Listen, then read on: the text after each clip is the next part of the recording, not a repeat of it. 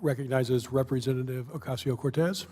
Thank you, Mr. Chair. Thank you for holding this hearing and ensuring that we don't let this go until we get some real answers on this issue. This committee has heard stories of families whose babies have had their brains damaged for their entire lives by PFAS chemicals, women who have been rendered infertile for their entire lives, stage 4 cancer, people whose families have been torn apart by lupus and diabetes, and who have lost many family members to this disease. Ms. Rutherford, I want to spend some time here discussing some of 3M's current tactics when it comes to accepting responsibility for PFAS or not accepting responsibility for PFAS contamination. Are you aware of 3M's membership to an organization entitled Responsible Science Policy Coalition? Congresswoman, we are members of many trade associations, and that is one of those. How much money does 3M give to this coalition? I'm not aware of that actual number, Congresswoman. Okay. Are you aware of any other chemical companies that are members of the Responsible Science Policy Coalition? Again, I will reiterate, we're members of many trade associations. We do that in order to advance our perspective, share our perspective, and to share our science. Thank you. Mr. Chairman, I would like to enter into the record a presentation by the Responsible Science Policy Coalition dated July 24th, 2018, which lists 3M as a key member. Without objection, so moved. Thank you very much. In the lobbying materials by the coalition, it states, and I quote, "The weight of current scientific evidence does not show that PFOS or PFOA cause adverse health effects in humans at current rates of exposure." Ms. Rutherford, do you agree with this statement? Congresswoman, I absolutely agree with that statement. This statement goes against 3M's own scientists who for decades have been studying these chemicals and terming them, quote, toxic. For instance, in 1999, Richard Purdy, one of 3M's own scientists, an environmental specialist, resigned his position in protest, calling PFAS, quote, the most insidious pollutant since PCB. Additionally, this administration's Agency for Toxic Substances and Disease Registry released a toxicology profile of PFAS chemicals. In the profile, the agency states, quote, "The available epidemiology studies suggest associations between perfluorical exposure and several health outcomes."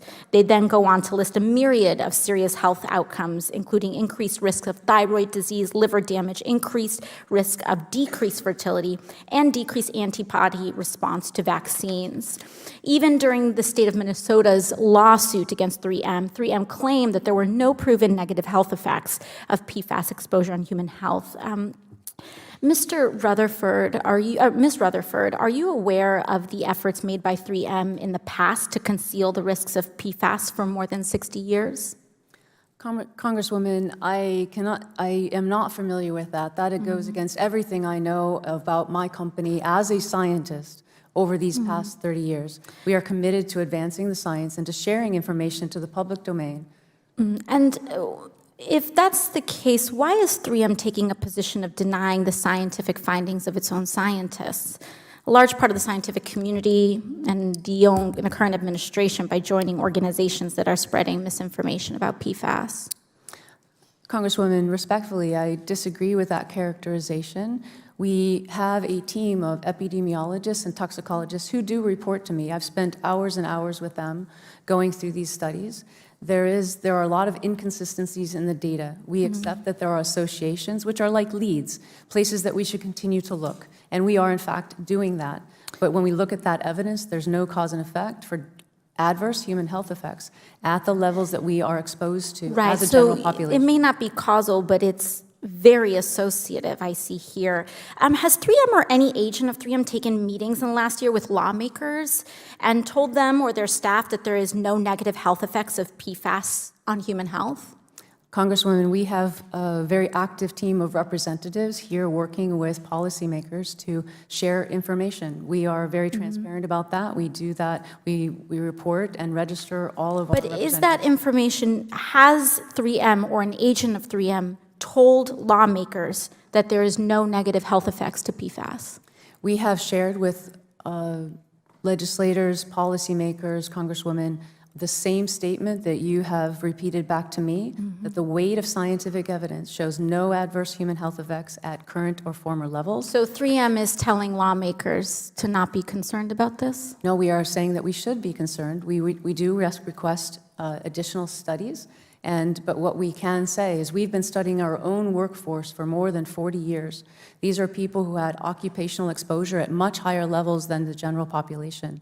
We do not see, looking at the scientific evidence of our own workforce, adverse human health effects.